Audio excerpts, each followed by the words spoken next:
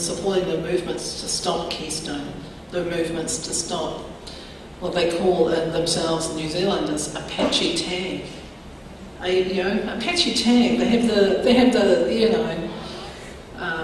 the arrogance to use indigenous names to name their corporates where they're going to come and drill on our land, And we've, in meetings said, hey, you're not indigenous, you have no right to that name. APA, that's what you are. Take your name as a Western corporate and stop utilising names of all of our relations to come and assert things on our land as if you're indigenous. Just, so the whole naming process, the whole intervention. So we have a really strong interest in supporting all of the movements here, all of the tribes here, and your environmental endeavours, because we know that we're all connected. We get told that we're actually, the Pacific Ocean separates us. The Pacific Ocean, in our navigation, canoe, waka, no idea, perspective, doesn't separate us, it joins us. It's the pathway that joins us. That's our journey. We journey to each other on the Pacific Ocean. So the Pacific Ocean does not separate us. The Great Sea of Kiwa joins us to each other. So we're always connected. So anything that happens here will happen for us. As the kind of younger sibling line down in the South Pacific. So it's not only a kind of ally relationship with Indigenous, but it's also us with other Indigenous nations. Can I add just a comment there? I think that what you're talking about is solidarity. We have solidarity with you and you with us, and with First Nations in Canada as well as other Indigenous people. But one of the comments that one of your leaders made when he was last visiting here, Graham Smith, and I thought it was a powerful insight that he was expressing. He said, we have decided, we Maori have decided that in New Zealand, what we need to do is assimilate the Pākehā. You have to just think about that for a moment. And if you think about it, you understand what he's saying. We have to get them to adopt our values, because they don't have their own values. And likewise, in this country, we tribal people need to give some thought to that strategy, because with the success that we've had with these tribal casinos, we have been educating the public all over the country. And they are, have been influenced by the success that we have had. They come and spend their money at our casinos, but at that time, they're subject to some influence from us. So I think we have to think about, well, how can we assimilate? You call them Pākehā, we just call them white people. So we have to think about, let's see now, there are some ways that I think if we are a little bit more deliberate in our strategies, we can make some progress on that. But anyway, so let me just turn it back to your question here. And this will be our last question. I think it's important to take the time, to ask questions with this fantastic panel. All our questions are important. My question is for Bruce and Ellen. How would you focus the Indian or Idle-No-More power to become effective at the Native American Lobby Day? It will be held on March 13th at the state capitol. And what issue would you like the organization there to address?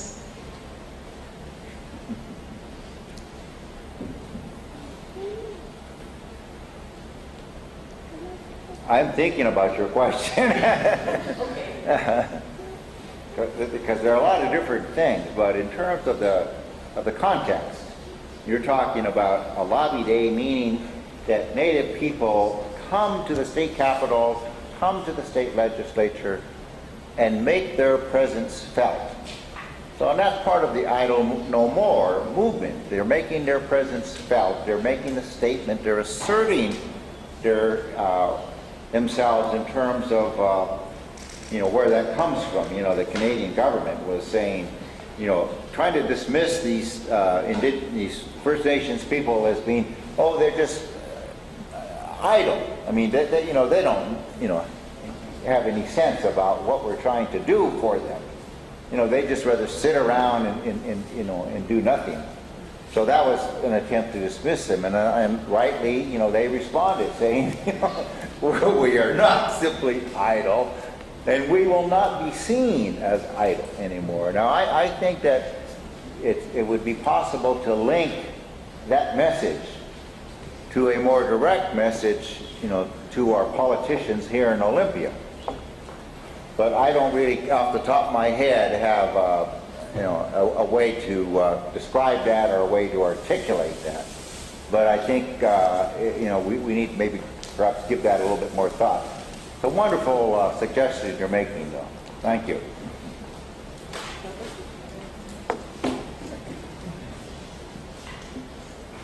Thank you so much, and thank you everybody for staying and listening to these wonderful folks.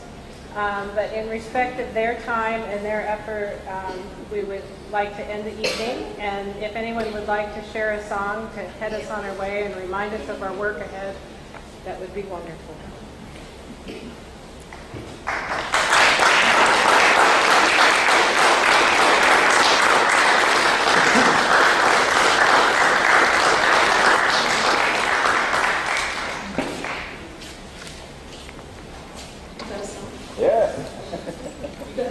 No, I was... Okay, I'll sing a blessing song to close up what's going on here.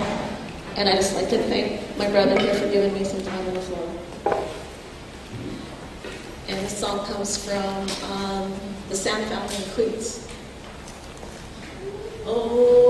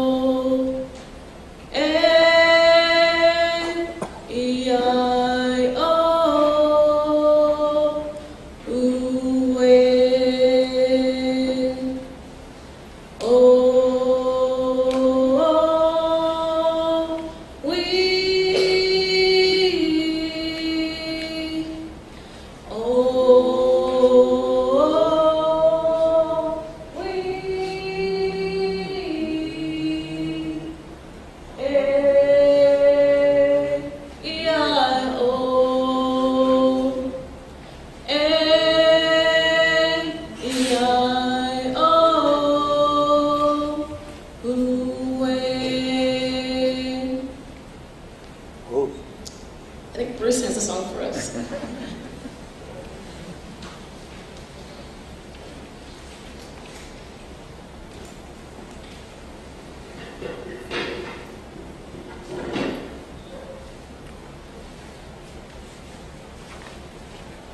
I'd like to sing a song that is, what I'll say is actually when we look at it, it's a hereditary right song. And I could tell the family history of it, but I wouldn't do a little bit too much, but it's an honor song that I think you've probably heard. But we have a family right to this song, and it's an honor song. I'd like to, for everyone here that really has this interest and has